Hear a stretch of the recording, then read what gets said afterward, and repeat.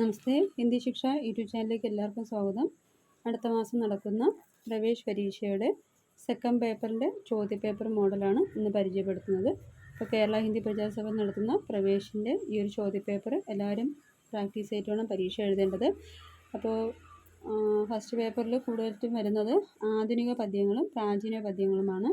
അപ്പോൾ അതിൽ നിന്നൊരു 4 എഴുതണം. പിന്നെ വരുന്നത് നാടകമാണ്. അപ്പോൾ ആധുനിക പദ്യം, അതായത് കബീർ, സൂറ്, രഹിം, ബിഹാരി, ഈ 4 2 ചോദിക്കും. പിന്നെ വരുന്ന ആധുനിക കവിതകളായ ഹിമാലയ, ഭിക്ഷുക്, പുഷ്പിക്ക് അഭിലാഷ, ഫൂലോർ കാണ്ട, മേനഹി ചാത്ത ചിർസുക്, അങ്ങനെ ഒരു 6 കവിതയുണ്ട്. ആ കവിതയിൽ നിന്ന് സാരാംശം ചോദിക്കും. 4 വരി തന്നിട്ട് അതിൻ്റെ ആശയം എഴുതാനും ചോദിക്കും. അപ്പോൾ അതിൽ നിന്ന് 2 വേണം പരീക്ഷയ്ക്ക് എഴുതേണ്ടത്. പിന്നെ വരുന്നത് നാടകമാണ്. അഭിയോഗ്, സബ്സെ ബഡ ആദ്മി, ലക്ഷ്മി കാ സ്വാഗത്. 5 നാടകം പഠിക്കണം. 3 നാടകം പരീക്ഷയ്ക്ക് ചോദിക്കും. അതിൽ നിന്ന് ഒരു നാടകം വേണം എഴുതേണ്ടത്. ആ നാടകത്തിലെ കഥാപാത്രം, ഓരോ ചാപ്റ്ററിൽ വരുന്ന കഥാപാത്രവും വരും. അതായത് ഓരോ നാടകത്തിൻ്റെയും ഓരോ കഥാപാത്രം വീതം ചോദിക്കും. അപ്പോൾ 3 പാഠം നന്നായിട്ട് പഠിക്കുമ്പോൾ അതിൽ 3 കഥാപാത്രം കിട്ടും. അതിൽ നിന്ന് 2 കഥാപാത്രം വേണം എഴുതേണ്ടത്. പിന്നെ വരുന്ന കവിതയുടെ സാരാംശം നേരത്തെ പറഞ്ഞ പോലെ പുഷ്പിക അഭിലാഷ, മേനഹി ചാത്ത ചിർസുക്, ഹിമാലയ, ഭിക്ഷുക്, ഫൂലോർ കാണ്ട. അപ്പോൾ അങ്ങനെ ഒരു 6 കവിത പഠിക്കുമ്പോൾ അതിൽ നിന്ന് ഏതെങ്കിലും 3 ചോദിക്കും. അതിൽ നിന്ന് 1 എഴുതണം. പിന്നെ വരുന്നത് നാടകത്തിൻ്റെ സപ്രസംഗ വ്യാഖ്യയാണ്. ഓരോ നാടകത്തിൻ്റെയും സന്ദർഭം അനുസരിച്ച് വേണം അത് എഴുതേണ്ടത്. അതിൽ നിന്ന് 5 ചോദിക്കും. 3 പരീക്ഷയ്ക്ക് വേണം. അപ്പോൾ ഇത്രയാണ് സെക്കൻഡ് പേപ്പറിൽ വരുന്നത്. അപ്പോൾ പ്രവേശനം ടോട്ടൽ 300 മാർക്കിനാണ്. ഓരോ പേപ്പറും 100 മാർക്കിനാണ് പരീക്ഷയ്ക്ക് ചോദിക്കുന്നത്. അപ്പോൾ ഏതെങ്കിലും ഒരു പേപ്പർ കിട്ടിയില്ല എന്നുണ്ടെങ്കിൽ 3 പേപ്പർ എഴുതേണ്ടി വരും. അതുകൊണ്ട് നന്നായിട്ട് പഠിച്ചിട്ട് വേണം പോവേണ്ടത്.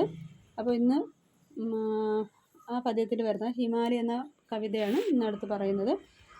അപ്പോൾ ഇതാണ് ഹിമാലയ എന്ന കവിത. നിങ്ങളുടെ കയ്യിൽ ടെസ്റ്റ് കാണും. അപ്പോൾ ആ വരികളൊക്കെ നോക്കി പഠിച്ചിട്ട് വേണം പോവേണ്ടെങ്കിൽ സാരാംശം എഴുതാൻ പറ്റത്തുള്ളൂ. അപ്പോൾ കവിത വായിക്കാം. ഖടാ ഹിമാലയ ബതാ രഹാ ഹെ, खड़ा हिमालय बता रहा है, डरो न आदि पानी में, खड़े हो अपने पद पर सब कठिनाई तूफानी में, डिगो न अपने प्रण से तुम सब कुछ पा सकते हो प्यारे, तुम भी ऊंचे उड़ सकते हो, छू सकते नभ के तारे, अजल रहा जो अपने पद पर, लाख मुसीबत आने में, मिली सफलता जग में उसको, जीने में मर जाने में, कितनी ही बाधाएं आई, उन सबसे ही लड़ा हिमालय, इसलिए तो दुनिया भर में हुआ सभी से बड़ा हिमालय. ഇപ്പോൾ സോഹൻലാൽ ദ്വിവേദിയുടെ കവിതയാണ് ഹിമാലയം. അദ്ദേഹം ഗാന്ധിവാദി കവിയാണ്. അപ്പോൾ ഗാന്ധിജിയുടെ ഉപദേശങ്ങൾ അതേപോലെ സ്വീകരിച്ചൊരു വ്യക്തിയാണ് സോഹൻലാൽ ദ്വിവേദി. രാഷ്ട്രത്തിന് വേണ്ടിയാണ് കൂടുതലും കവിതകളൊക്കെ അദ്ദേഹം എഴുതിയിരുന്നത്. അപ്പോൾ നിങ്ങളുടെ ടെസ്റ്റ് 40ാമത്തെ പേജിൽ സോഹൻലാൽ ദ്വിവേദിയെക്കുറിച്ച് കൊടുത്തിട്ടുണ്ട്. അപ്പോൾ അദ്ദേഹത്തെക്കുറിച്ച് എഴുതിയിട്ട് വേണം കവിതയുടെ ആശയം എഴുതേണ്ടത്. പിന്നെ നിങ്ങളിൽ പരീക്ഷാ സഹായ ബുക്കുണ്ട്. ആ ബുക്കിൽ വരുന്ന അതിൻ്റെ ആശയം വായിക്കാം.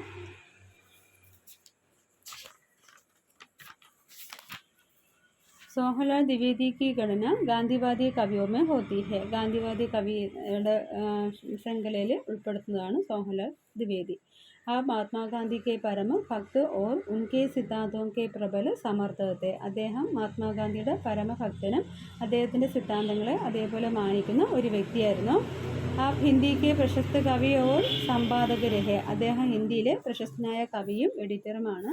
आपने अपना समय സാഹിത്യ നിർമ്മാണമേ ലഗാ ദിയ. അദ്ദേഹം കൂടുതലും തൻ്റെ സമയം സാഹിത്യത്തിന് വേണ്ടിയാണ് ചെലവഴിച്ചിരുന്നത്. ഭൈരവി, പൂജാഗീത്, സേവാഗ്രാം, യുഗാധാർ ആദി ആപ്കി പ്രമുഖ രചനാ ഹെ. അദ്ദേഹത്തിൻ്റെ പ്രധാനപ്പെട്ട രചനകളാണ് ഭൈരവി, പൂജാഗീത്, സേവാഗ്രാം, യുഗാധാർ.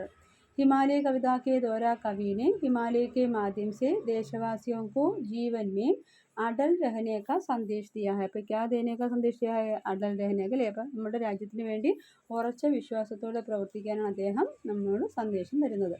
हिमालय पर्वत उज्जल खड़े होकर ദേശവാസിയോ സെ ബതാ രഹാ ഹെ. ഹിമാലയ പർവ്വതം ഉജ്ജ്വലമായി നിന്നുകൊണ്ട് ദേശവാസികൾ പറയാണ്, തും ആദി പാനിമേം മത്ത് ഡരോ. നമ്മൾ എന്ത് ചെയ്യാൻ പാടില്ല?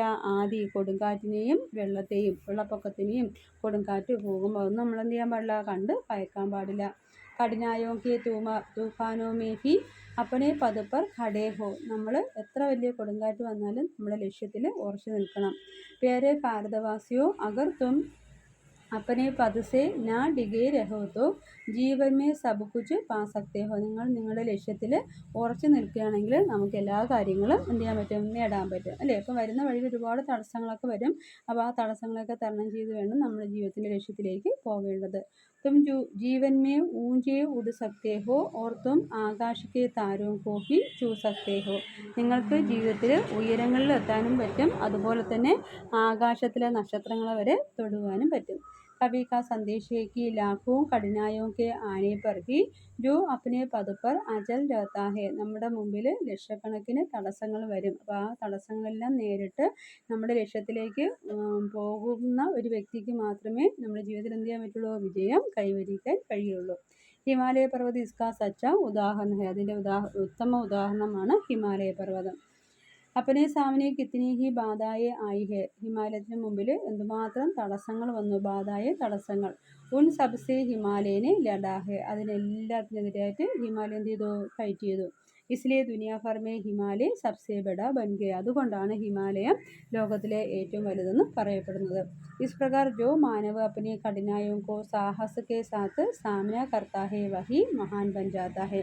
ഇപ്രകാരം ഏത് വ്യക്തിയാണോ എല്ലാ ബുദ്ധിമുട്ടുകളും തരണം ചെയ്ത് ജീവിത ലക്ഷ്യത്തിലേക്ക് വരുന്നത് അവനാണ് മഹാനായി മാറുന്നത്. അപ്പോൾ ഇതാണ് കവിതയുടെ മുഴുവനായിട്ടുള്ള ആശയം. അപ്പോൾ പരീക്ഷയ്ക്ക് ഫുള്ളായിട്ട് ചോദിക്കുകയാണെങ്കിൽ അത് ഫുള്ളായിട്ട് എഴുതുക.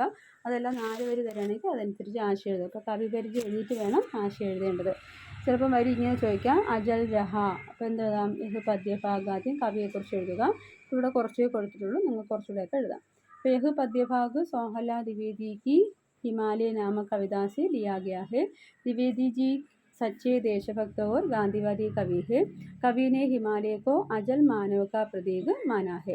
कवि का संदेश है कि मानव को अपने पद पर हिमालय के समान अजल रहना चाहिए. पर मानव को क्या करना चाहिए? हिमालय के पद पर हिमालय के समान अजल रहना चाहिए. जीवन में कई मुसीबतें आ सकती है. जीवन में क्या आ सकती है? कई मुसीबतें. ഓരോരുത്തരുടെ ജീവിതത്തിലും ഒരുപാട് തടസ്സങ്ങൾ വരാം. ഉൻ മുസീബത്തോ മേ ഹി ജോ മനുഷ്യ അപ്പനെ രാസ്തേ പർ അജൽ രഹാ ഹെ. ആ വരുന്ന തടസ്സങ്ങളെല്ലാം നേരിടുന്ന മനുഷ്യനാണ് ജീവിതത്തിൽ എന്ത് ചെയ്യുന്നത്? വിജയം നേടുന്നത്. ഉസേ ജീവൻ ബിത്താനെ may or മർ Jane may he സഫലത മിലി ഹെ. അവന് ജീവിതം മുന്നോട്ട് പോകാനും മരിക്കാനും വിജയം ഉണ്ടാകുന്നു. कवि का उपदेश है कि जीवन की सफलता के लिए प्रत्येक मानव को अपने पद पर अचल रहना चाहिए. അപ്പോൾ ജീവിതത്തിൻ്റെ ലക്ഷ്യത്തിന് വേണ്ടി എല്ലാവരും അവരവരുടെ വഴിയിൽ എന്ത് ചെയ്യുക? ഉറച്ച് നിൽക്കുക. അപ്പോൾ ഉറച്ച് നിൽക്കുകയാണെങ്കിൽ നമുക്ക് എന്ത് ചെയ്യാൻ പറ്റും? ലക്ഷ്യത്തിലേക്ക് എത്താൻ പറ്റും. ഇപ്പോൾ പ്രവേശനം നന്നായിട്ട് പഠിച്ചൊരു കുട്ടിക്ക് ട്യൂഷനും പാസ്സാകാൻ പറ്റും. അപ്പോൾ പഠിക്കുന്ന കാര്യങ്ങളായാലും ചെയ്യുന്ന വർക്കുകളായാലും എന്ത് ചെയ്യുക? അതിൽ ഉറച്ച് നിന്ന് ചെയ്യുക. അപ്പോൾ ഈ ഒരു ക്ലാസ് എല്ലാവർക്കും മനസ്സിലായി കാണുമെന്ന് കരുതുന്നു. അടുത്തൊരു ക്ലാസ് വരുന്നവരെ എല്ലാവർക്കും നമസ്തേ. അപ്പോൾ നമ്മുടെ ചാനൽ എല്ലാവരും ലൈക്ക് ചെയ്യുക, ഷെയർ ചെയ്യുക, നിങ്ങളുടെ കമൻറ്റ്സ് അറിയിക്കുക. അപ്പോൾ പരീക്ഷയുമായി ബന്ധപ്പെട്ട ആർക്കെങ്കിലും ക്ലാസ് വേണമെന്നുണ്ടെങ്കിൽ 9400777365 കോൺടാക്റ്റ് ചെയ്യുക. എല്ലാവർക്കും നമസ്തേ.